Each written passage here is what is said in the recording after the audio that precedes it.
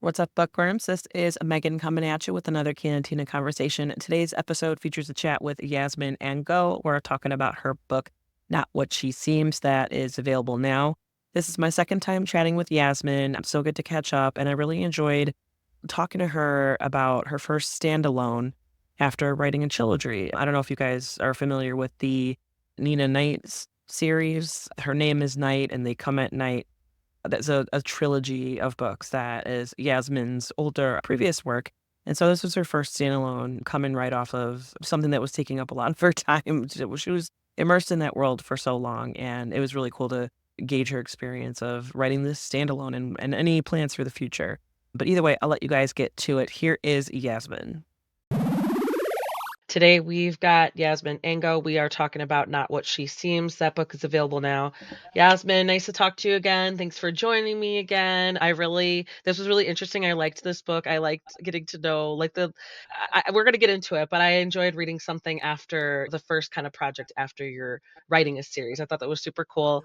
I liked getting to know your characters, even though Jack is a little bit questionable. She's a hot But mess. that's yeah, but that's the point. That's the point. But we'll get into it. So I'm happy to dive a little bit deeper today. Good, cool. Thank you. Good. I'm glad you enjoyed it.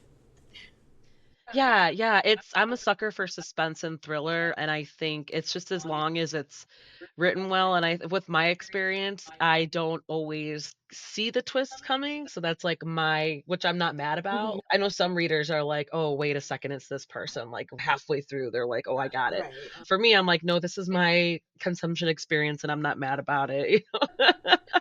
It works for me. So yeah, I loved it. I zipped right through it. And I remember I think once I did suspect the perpetrator, I was like, okay, how are they going to get it? How is she going to get got? How are they going to figure this out? Right. And that's like where part of the fun is anyway. Yeah. Yeah, absolutely. So before we get started, can you give like a summary of the book so that people who haven't read it can follow along with the conversation? Yeah, sure. Not What She Seems is a very cat and mouse type of suspense thriller. It is about Jack Brody, who is a young lady who has been away from her hometown for 6 years, and she is considered the town pariah because she was a bit of a wild child, and everyone gives her side eye about over the death of her father, which they feel in a sense that she was to blame for, and she also feels that way too. So she has self-imposed exile from her hometown. But then one of her family members becomes ill, and so she has to come back home, and she's coming back home also with a lot of baggage and things that she's running from herself. But she has to come back home and she has to face everyone after being gone and after all of these thoughts about her and thoughts about herself. And so when she comes, she sees that somebody is new to the town. There's this new town benefactor that everyone loves, and she's so wonderful and everything like that. And she's shelling out a whole lot of money and renovating this historical house. But Jack is the only person who just really feels like this lady is just not quite what she's putting out there to be. The mystery is, who is this lady? What does she want? What has she done? And how do we hopefully get rid of her? Yeah. Yeah, I know. I liked her character too because she was a little like she just made everything interesting and juicy, and obviously that's like part of it too. Like I could tell you had fun with it because you were like, all right, how am I gonna do this? How am I gonna make her like bubbly on the surface, but then you gotta slip little clues in there. I liked getting to know all of it and how Jack was like Jack's interactions it was humorous too sometimes because she knows like she has a reputation and nobody's gonna believe anything she says anyway. Like she's kept her distance, and Mm-hmm. then now that she's back, she's the one person that does not love her.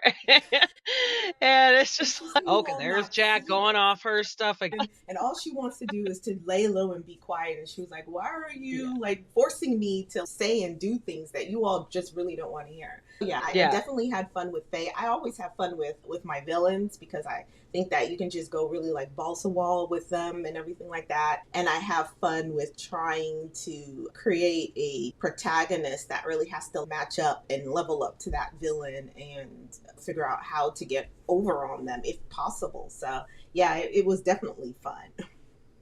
Mhm. Yeah, I could definitely it was fun to read, it was fun to, like, figure just see it progress. It was part of the suspense and everything, just like the I'm just, like, a sucker for drama too, I think. I'm just, "Okay, let's see how it's gonna shake out." So, this is your first project after finishing a series. How did you approach it? What were some big lessons learned that you picked and you carried over from the trilogy, from the Night trilogy over to Not What She Seems? Did you I kinda wanna explore that, like, how your experience was with this new one to the first time around. Oh, that's a great question. My experience was probably very much like Jack, all over the place, and my feelings too. Because when you're writing a series, you're very set in that world and you know the people very well. You have an idea of what you want to do, and it moves really quickly because you've done it all before. You have a blueprint for it. And then when I was thinking of Not What She Seems, I wanted to write, first of all, I wanted to do a standalone because I needed like a palate cleanser after working through a Mm. series for so many years. But I was like, I need a character who can be just as badass as Nina, but in her own way. They're two very different characters. They even act very night and day. And so that was one of the things, because I'd been so set in Nina's world and in Nina, I needed to make sure that Jack was so not Nina, and that that nobody would really compare the two of them because they're just so very different. And so that's one of the things that I did, and I wanted to make this story a little bit more close to home and close to maybe something that, I'm not saying that people are going to encounter a killer or anything like that, but like in their town you may encounter someone who just comes across as super sweet and nice and wonderful, and but you know that person is just like an evil something. And so I was channeling all those people that I have met, where I'm just like, am I the only one who sees this person for what they are? And that was the story behind this story, is I've come across a person like that, and I just needed to write about that person, and be like, what would somebody do if they come across this person and this person really goes to the extent? And how do you run to this conflict when all you've ever done was to be a runner, right? You run away from everything, and that's what Jack's big thing is, that she runs from anything that's too hard for her, or runs from grief and runs from all of that stuff. And now she has to face it, and now she has to be the one, especially because of what happens with one of her family members. Now she absolutely has to be the one. And so how does someone like really come to that? Yeah, it was difficult because I wasn't sure. I was like, especially if people had read the series and everything, that's a different genre of thriller. That's action espionage, and that's really high Mhm. octane John Wick type of level of stuff, right? A spyish kind of stuff. And then you're having, now I have this psychological suspense, which is very much in a small town, and it's very closed, and it's just regular normal people, who don't go and fly off and jump roofs or whatever and stuff like that. So having to scale that down and having to figure out, okay, what are Jack's tools? What is she going to use to overcome this villain? Whereas Nina will has an arsenal, a literal arsenal, and weapons, and Yeah. she knows how to fight. Jack only knows how to research because she's a research assistant. So what does she Yeah. use? She's going to use those tools that are in her toolbox. Research came in and helped her. So Yeah, no, I love that comparison because it's true. Nina has like been trained from the get-go. Like she's been built for to handle situations and think on her feet and get out of situations and account for everything. But Jack, on the other hand, doesn't do any of that. She doesn't really think things through. I think when we first readers first meet her, she's already burned every bridge that she has in the new life that she created. right, yeah, that email really, she just didn't think that Like, through. I know it's as the reader, it's come on, that's not a good idea. No. But she's just yeah, she's like impulsive and she just can't like she doesn't think that she makes horrible decisions. But at the same time, at least for me, I could empathize with her a little bit or sympathize with her. I understood like the difficult and the emotional kickback that she experiences from going through all these Mhm. things and the trouble, the problematic situation she's in, and like how much she has to come back. Like she's concerned for her family member, but she's like coming back with her tail between her legs. Like she can't.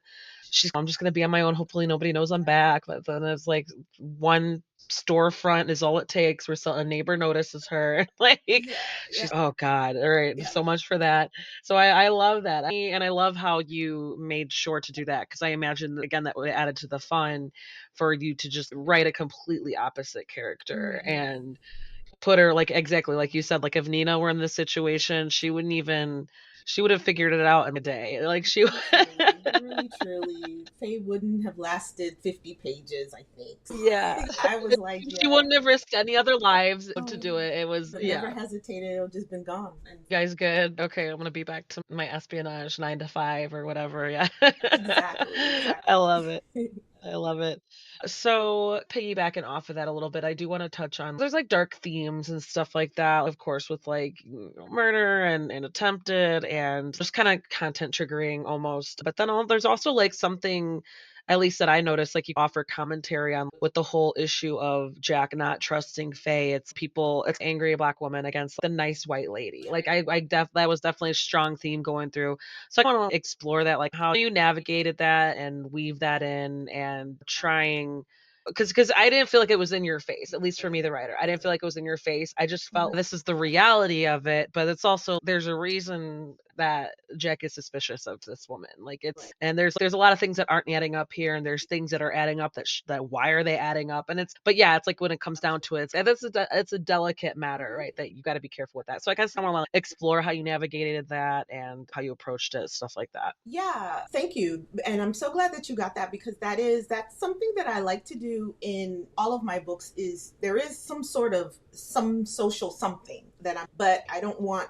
anything to ever sound too preachy because I feel like when things are preachy people don't really receive it that way. And so Mm-hmm. it's I don't want to call it like a little bit of trickery, but I call it like imagination where I'm just really I don't know, if you have kids or pets and you trying to give them medicine and they don't want to take it, you got to put it in something Yeah. that they're going to Yeah. accept, right? Whether it be peanut butter or if you're Mary Poppins, a spoonful of sugar. And let me tell you, my father Yeah. tried that one time and it did not turn out well. So don't put medicine in a spoonful of sugar. But that's what I really tried to do was I definitely wanted, and it was definitely that's why Faye was who she was and Jack was who she was. And even in their initial meeting, that's where, because that's literally happened to me too, where there are expectations put upon you and for race for whatever and so you're just like whoa wait a minute, and I wanted to talk about how who's believed and who's not. And of course maybe if Jack hadn't had the past that she had she might have been believed a little bit better, right? So I definitely wanted to add Yeah. that complexity to it where I'm not just going to make it where she's perfect and not believed. There's a reason also why people wouldn't believe someone, but at the time that person really needs to be believed. And that's not even just a race thing, that's even someone is assaulted or whatever and they're saying this is the thing that Yeah. happened to me, you want to believe that person Yeah. because they're just not saying that there's something that has happened that made them feel that way. And so I just really wanted to discuss those dynamics of not being believed, of also the racial part of people just expecting that anybody of color might not, we're going to have to give them a little some doubt, but someone who's not, someone who's white should always be believed, and historically that has been the thing.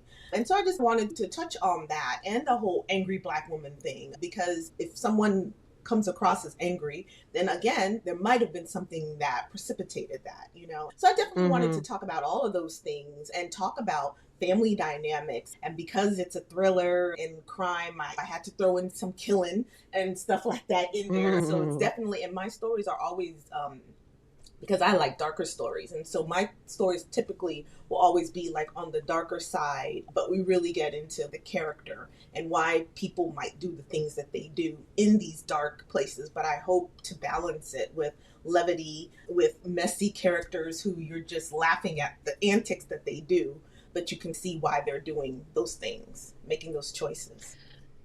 Yeah, yeah, because with Jack, she's definitely got Yeah. PTSD, and her hometown is definitely a trigger. Yeah. So And her, it's, her mother of too. course, Yeah. yeah, yeah, absolutely, 100%. Where it's definitely like the environment she's returning to is just sparking all of these feelings and emotions, and she's, like, under a lot of stress, she's, like, high strung, and she's never confronted, like, these feelings of either whatever betrayal or loss of a loved one, Mhm. and then being blamed and believing herself that she deserved all of those accusations and feelings and vitriol. And then you have Faye on the other hand, who's just she's not only yeah like race relations aside, she's got deep pockets. She's been donating lots of money. She's seen as this philanthropist Mhm. and who's Mhm. helping restore the community, and it's like reputation against reputation. And Jack, she's just trying to keep remain to herself. She's trying to mind her own business, but then she's not. Nobody's letting her No, do that, and then that's that's it just adding. exactly. Yeah. No one will let her mind her business. She just wants to. Really and truly, she really wants to. And they're just like, why? She, even with what happened to her in DC, and you're right, she makes all the wrong choices, and it's that PTSD. And I remember back in my 20s making some really reactionary decisions, right? Because I was hurt or because I was angry at my mom or whatever the case is. And then after the fact, I'm like, oh my gosh, why didn't I think this thing through? Right. And so that's what I Yeah. definitely wanted to have Jack embody, that whole, not even the fact that she's in her 20s, but that whole being a reactionary type of person who deals with Yeah. things and learning to not be that way. Because if Jack had really sat and thought it through, she could have probably come up with a better plan to get Faye, and she wouldn't have gone through all of that stuff where, that happens. And so that's a learning experience for her. But yeah, I'm so glad you got Hmm. that. I definitely wanted that to shine through. Yeah. I guess it's why, like, I just didn't because it's like on the surface, like, yeah, she's not she's not the most approachable person, and she makes bad decisions. But when you get to know her, at least from my experience reading the book, I just couldn't. I was like, okay, no, that makes sense. Yeah. No, I get it. I don't know how I would handle her situation either. I'd probably be like, leave me alone, or I hate being back here, or I'm just here because I'm worried about my family member, my relative. Yeah. And even though it's convenient timing after she has to figure out what to how to move on after what she Yeah, did in exactly. Because she can't go, she DC. really can't go back easily, right? So she's really No. stuck. And yeah, that's Yeah. what, and definitely it was, it was convenient, but it was also a bad thing. And even when it happened at the time when she was doing the thing that she was doing in DC, it was just like, oh my gosh, like everything, like what more could possibly happen to me today? And so that was Mhm. what I was trying to feel like. This happened, I find out about my boyfriend, and then I get this call. And I definitely had that happen before where you're just like, if one more thing happens, I'm about to lose it. And that's what Mm. happens. And yeah, but yeah, she couldn't go back. I don't know what she would do if none of this stuff happened. Like, what? Because she didn't even want to tell her mom, right? So Yeah. they don't even know what happened up there initially. So I don't know how she would have explained why she can't It go is. back. Part of it's yeah, she's embarrassed, and I don't even need to I don't even need to hear it from them. She just doesn't wanna go there, and I'm Mhm. like, I could again, I could relate to that to an extent. I just Yeah. eventually you gotta have they're gonna wonder, "Don't you gotta go do you have a job? Do you gotta go to your back to your job? Where do you" Yeah, and I like think her mom asked her that. She was like, "Don't you gotta work? Everything's done." Yeah. Yeah. Like, yeah, I know. It's just it's kind yeah, there's like a little humor in it because it's like she has no choice. She's gotta figure it out, and unfortunately, that snowball just keeps going and adding. It's just for the reader. I'm just like, she doesn't have to worry about that for now because now she's got like a huge problems, sketchy situation going on here, and unfortunately, she's getting pulled into it. It said she can't let it go after the fact. It's like after she starts like picking up on things, and Mhm. it's she can't. Yeah, she can't ignore it, and for good reason, right? Oh, with her friends too, Mhm. when she had to go back, and I'm glad that she still has her friendships, at least the girl friendship Yeah. that she because we know there are certain characters that like that were as the reader goes along in the story, people were more involved than she had originally Mhm. picked up on. Mhm. That's all coming to light too. A couple of the plot twists I appreciated. I want to explore, I guess, not just like her family versus her friendships Mhm. versus her like just support system, Mhm. because I'm glad she has something. Mhm. And at the end of the day, you could tell that there were certain members of her family who weren't who were just very sympathetic towards her. Like maybe not her mom, but I think like her sister, I think it was also like teetering on the fence a little bit, like giving her like being matronly or like motherly, but Hmm. also like still being her friend. I want to explore, did you, because for with your night series, she knew just like her colleagues, and then the only other kind of closer relationships that she had was maybe like her neighbors and then Hmm. other some relatives too. Yep. Wanna explore that, like how did you approach it differently? Like same kind of like you just used the night series as like a base to go off of, or like how do you integrate like friendships in with your stories and with your characters and their environments that they have to deal with, like their support systems? Yeah. So nobody's ever asked me that before. That's really good. Yeah, I think so for that one, I don't know how realistic this is, but I feel like there's always nothing can always be all bad. There's always like one bright spot. And even if it's like this one friend or relative that gives you the benefit of the doubt, and doesn't judge you like everyone else, that can be your saving grace. And so I really Mhm. value those kinds of relationships. And so when I know that I'm going to put my main character through the ringer, and that they're going to have all these things tossed at them, not being believed, or in Nina's case, like she's gone through all of this adversity and harm and stuff like that. There's got to be this light that shines that kind of lifts them up a little bit and helps them to then start to help themselves. And so I thought about with Jack, what does she need? And that's what I think about with either of all of my protagonists. What is it that they're going to need that's going to help them to get that growth, that transformational growth that they need to have within the story?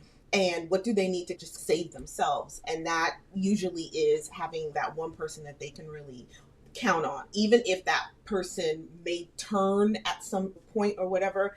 At some point they're able to trust them and to build upon from that kind of friendship. And I definitely want to do that with Jack, with her sister, especially since sometimes with our siblings, when we've got like the good sibling and the bad sibling, or what, or the sibling that gets all the A's and the one that is like a mess up or whatever, according to the parents, those siblings, if they have that kind of relationship, even if they argue, they still have each other's back a little bit for the most Yeah. part. And so that's what I think is going on between her and Penn, and that their roles are reversed. Even though Jack is the oldest, Penn is the more mature and responsible one. And even in Jack's relationship with her mom is super hard on her, but we find out why that is. And so that's also something that we don't, sometimes we don't understand the relationships that we have, why people are a certain kind of way, because we don't know what their history was, what their PTSD and trauma was that might lend to why they're behaving a certain kind of way. And so that's the growth that Jack has to have with her mother, but then with her best friends, people who have been with her throughout middle and high school, as they tend to do here in the smaller towns in the South, that I've learned. But people know each other forever. Yeah. And me coming from Northern Virginia, like we everybody moves where I am. And here, like there are certain towns where people have been there. I guess they were even born next to each other in the hospital, and they just know each other forever. And I really Oh, liked wow. that. And I was like, I want to have something like that in this book, where they just are all have always been friends, and so they know each other and they can count on each other. Whenever you go back home, it's you've never left with them. And so I thought that Jack needed that, especially since she's the one who removed herself from the whole situation without really giving herself a chance to, like you said, get over that grief and over all of that stuff and really fight for herself. Yeah, so it was important to have those kind of relationships in there, because I think sometimes your friend relationships are the strongest ones, the relationships that you create, right, are the strongest ones that you Yeah. can have, that can really make you or break you. 100%. I think as in real life and as when you're constructing a story, even if it's, I don't know, it depends on like that, even any genre, I Mhm. feel. Yeah, with romance, obviously there's like the couple that's going to have their happily ever after, but it just gets, I'm like, wait, where are the female friendships? Like, where are the male friendships? Like, where's the support system that's outside of their love life? Mhm. You know what I mean? So it's exactly with even with suspense thriller, or even, I don't know, if you want to go historical fiction, stuff like that. It's just that support system, that friendship, that, like you said, the chosen family, the chosen people, the chosen relationships.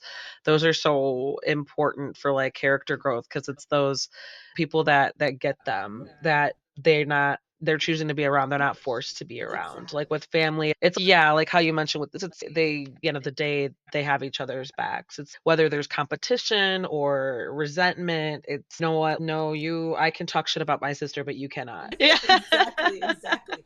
But like you said, you can't, you're stuck with that sibling, and so that you're going to have to figure out how to deal with them because you're stuck with them. With your friends, if you want to stick with them, you're going to have to figure out how to get over whatever hump that you all are going through in order to continue that friendship. Yeah, So, yeah, that's why I thought it's always absolutely. important to put that in. Yeah. Yeah, 100%. So kind of maybe touched on this a little bit, maybe not. I don't know if and I'm gonna keep. Maybe I'm gonna just naturally compare your experience to your series Sure. that you did. As far as like research goes, was there any like research that you had to do to clarify some things for your story? How did that compare to like the Night series? Anything fascinating that is surprising that you learned, stuff like that? Yeah, yeah. So like the medical stuff that happened to her family member, I definitely, because I knew that I want this to happen to this person this certain way. Can it happen? And I looked that up online and I was like, yeah, I don't know. So I actually went and spoke to like my doctor and my cardiologist and I was like, hey, could this happen? And we sat there and he thought about it and he was like, yeah, I suppose it could, but this has to happen and all that. And so you'll see those things in there when they're explaining how certain things have happened. It's because good old Dr. Dan told me. And so like That's that kind of awesome. stuff and like stuff with like police procedure or whatever. Like I have friends that are in law enforcement and so I'll easily like text them and ask them and they're happy to say that kind of tell me that kind of information. With the night books, the research that I did, I would ask them about weaponry. And then I have a friend who is into martial arts. And so I'm asking her about hand to hand combat and things like that. So I definitely, if I don't know the thing, I'm definitely going and asking and even doing like ride alongs with like cops and on chases or whatever, because I just think that's so really like amazing. But it puts me in perspective for the law enforcement and for the crimes that I'm having in my stories. That's so cool. I love the fact that so your doctor was it just like a normal appointment or were you just like emailing him? No, Okay, it was that's a so normal funny appointment, and I because was I'm just like, "Can I ask you a question?" And we took yeah, a hey, I'm writing a yeah, book. What? and so I even thank him in it, and so I took it to him like, oh, and he's always been very supportive of the books, and I was just like, "This is what I want to do, and can I do it? And please tell me I can because I Yeah. want it to be this way." And he like really helped me out and spent a little bit more time with me than our typical 15, 20 Yeah. whatever. So I appreciate Yeah. that. Oh, I love that. I love that he was, like, so supportive. Because I imagine obviously, I'm not trying to snoop into your health history, but I imagine you've known him for a long time, Mhm. right? That's awesome. I love how surprisingly helpful people in their professions can be about I don't know, maybe he's who knows? I think, yeah, people in those professions, like either law enforcement or investigations or medical, they probably get approached occasionally from people who are just look like you, just looking for authenticity and and doing research and stuff like that. That's crazy. So you did a few ride-alongs where they were, like, Yes, on I did. Pursuit and Yeah, stuff like that? Citizens Academy. I went through a whole like Citizens Academy for several weeks and we went through all the different departments and stuff like that and we could do ride-alongs with the, police. And I just fell in love with ride-alongs because I was like I get to ride along and I don't have to like actually do the work, but Yeah. and you just watch them in their element. And I just did another one and I told them, I was like, I hope you guys don't mind if I just come along for some more because even just for my curiosity's sake, like what happens and it's very much like that on Patrol Life, but you hear them talking and having the camaraderie between their other colleagues, and they're just like regular people on the phone, and like their kid is Yeah. calling, talking about like where's the ketchup, and I'm like, oh, you too, Yeah. all that stuff. And so it's really great. But yeah, like when they have to stop someone, there was the last ride along that I went on. I think we were about to stop someone, and they took off running, and we were and I was so scared but I Oh tried no, to. I'll say, were you like, let's I was go? Like, literally, I kept it to, I was like holding on like this, and I was trying to be cool because I didn't want to sound, because the recording, when you do stuff like that, recording automatically comes on, and I'm like, I don't want them to hear me like be like, oh my God, yeah. but bending corners and stuff. And then we had to stop because I was in there, and they were like, we're not going to keep following them. And it was just me and the other officer, just me and her. And then, there were, Okay. and so it was a little dangerous. And I was like, dang it. And I still think about this to this day because I'm like, those people got away. I was like, don't worry about me. It's okay if I don't have a bulletproof vest. I'll stay in the car you showed. She tells me the button that I need to press. If she's in trouble, you press this button. I said, Yeah. my fingers, I'm ready. And Like, you're I'm ready to press the button, is what I told her. And she said, no, we're going to stop. So maybe next time we can go all the way with our car chase. But we'll get you next that's time, fellas. yeah, hilarious. It's like you can't help but figure out that guilt, even though it's like probably happened, unfortunately, like occasionally where, yeah, it's no, okay, we're looking for civilian safety here. It's like we can't. That's oh I'm the my civilian God, who didn't I want it love that. after I was terrified of the driving. But I'm the civilian who was like, no, we should go, and don't worry, I'll be okay if something happens, and I'm gonna Yeah, press that button is what I'm gonna do. yeah. Because I've met like, you hear the radio, like, in the car too, if she's got her thing and you're gonna get updates from her through the car. So then, yeah, so you would have been you're like, "I got you," and she's just, "Nope, no, I'm not doing that." We're not going to chase them anymore because I don't think there was anybody close by, other cars and stuff like that. And so if it was just Yeah. going to be, maybe she knew. If it's just me and Yasmin, oh no, we need more help. So we're just going to stop right here. Yeah, that's a good point too. If she wasn't no backup was gonna come in a good amount of time, then she would have been yeah, it would have been no yeah, I guess that's what they gotta do. They have to make, like, good Mm-hmm. decisions and let it go, Yeah. unfortunately. Yeah. Dang. That's I know. yeah, that must have been, like, the most interesting I can't imagine, like, being a fly on the wall in that car, just watching, like, that go down. It was like Thelma and Louise, and I don't know, Mighty Mouse. I don't know. It was scary, but it was also very thrilling. Yeah, It was yeah. very thrilling and very scary. The driving, everything else, I was, because I wanted to see. Wow, I can't believe I'm actually in something. But I understood it, and I appreciated that she, like you said, made the call and everything to stop, because her backup we was detained with others and Yeah. stuff like that. So maybe next time I'll get into Yeah. something and I'll let you There you know go. about There it. yeah. Do an update. Yeah, don't knock it. Don't knock it down. It's like it's at the end. You'll get And them. I'm You'll gonna, get yes, exactly. Let me see here. So, I'm gonna throw this at you. What were the most challenging parts to write? What were the most enjoyable parts to write? Mm. The most challenging parts to write. What were the most challenging parts to write? The most enjoyable parts to write were definitely when the two, Jack and Faye, come head to head and finally have their moment together where just everything is laid Mhm. out. Those are my most fun because then it's just all or nothing. And I tend to do that in my books. I try to build and give a lot of suspense and a lot of tension and things like that. And so then I guess my most difficult parts were ensuring that up until that big blow up, right, that the book was still interesting and things were still happening, and being able to keep all of those threads intertwined with family, with romance, with her inner demons that she was dealing with, and also while also her grief and all of these different things had to be all tied together. And so keeping all of those together and remembering all of those were really hard, and making sure that it was all interesting up until I had that big blow up between them. So yeah, that's what was most difficult and most easiest. Perfect. Yeah. So, what this might be a little tricky. What advice do you think Nina would give to Jack? Ooh.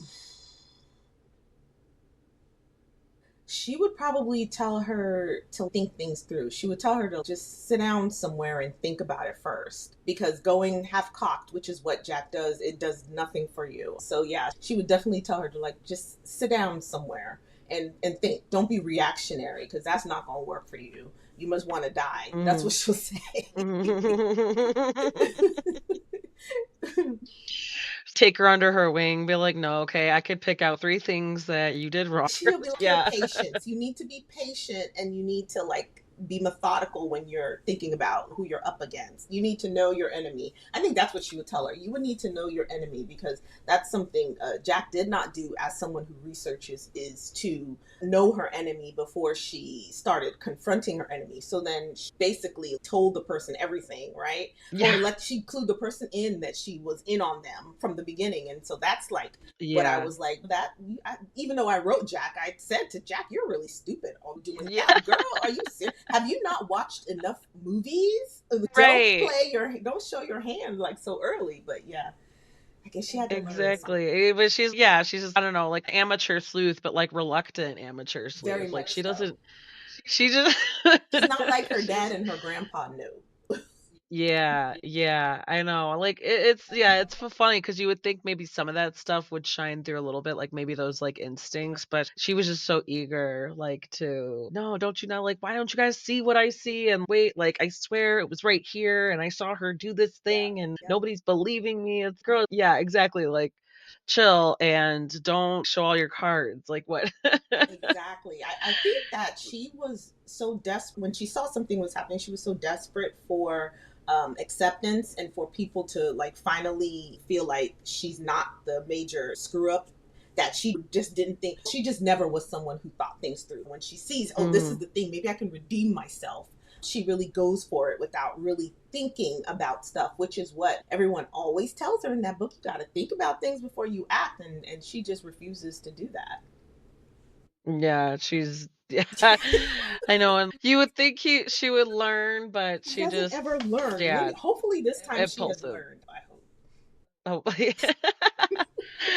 Oh, speaking of, is there what's next for you? Are you working on anything that you could talk about? Yeah, I am in the middle of working on my next. It's still going to be another standalone, and it's more of a revenge one. So this person knows that her best friend her best friend is missing, and she knows that, or she believes that this family has something to do with it, and so she must figure out a way to infiltrate the family and find out what happened to her friend and also get revenge on them for doing that to her friend. So that's interesting because now I got to think about I'm not typically like a vengeful person like that. So how would someone who's vengeful like how would they do that and be very like methodical in their revenge? And so that's the hard part for me right now.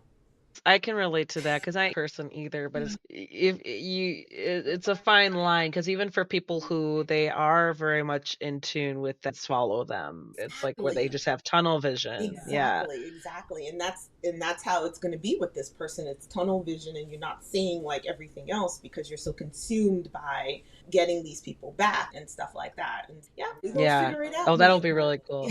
Yeah. That'll be really cool. Plus, it's really cool to see how you're like stepping out of your comfort zone a little bit and trying new things and approaching different stories and how you're taking your experience and growing within your craft and stuff like that. It'll be interesting, not just because it's like a vengeance story. It's okay, like following an author throughout like how they're figuring stuff out for all their projects. I think that's super cool. Okay, so Yasmin Ango, where can we find you online and on social media? Yeah, you can find me on IG at, oh my gosh, what is my IG? Yasmin Ango author. I think that's what I am on IG. Just put in Yasmin Ango and you'll see. And then I'm on Facebook and then Threads as well, all the same Yasmin Ango author or author Yasmin Ango. That's what it is. Sorry. Yeah, so you can see, or you can go to my website and email me, and eventually I'll email you back. I might be late, but I'll email and say hello back to you. So yeah. You're only working on books. You're only how many thousand words a day, whatever. I got time. Yeah, right. We'll make sure to include all the good links into the show notes and all that stuff like that, Thank so you. that people can find you easily, at least in one way or the One other. way. I'm Um, somewhere. Not What She Seems. That book is available now. Thank you so much for chatting. I recommend this for all you suspense thriller lovers, and especially if you just like a protagonist who doesn't have her shit together and who's a hot mess and makes things that much more chaotic, but you can still sympathize with her. So I definitely recommend it for those points. And yeah, when and if you're ready to chat about your next work, I'd feel free to come back. I'd love to chat Oh, again. I would. I'm definitely going to do that. Thank you. And there you go. That was Yasmin Angoe talking about her book, Not What She Seems. That book is available now. Check out the show notes where you can find links to purchase the book and where to find Yasmin online and on social media. While you're online and on social media, check out cantinabookclub.com for book reviews and where you could subscribe to stay up to date on interviews. Follow Cantina Book Club on social media, TikTok, YouTube, anywhere that is just where you look for book recommendations and everything. And as always, thank you guys so much for listening.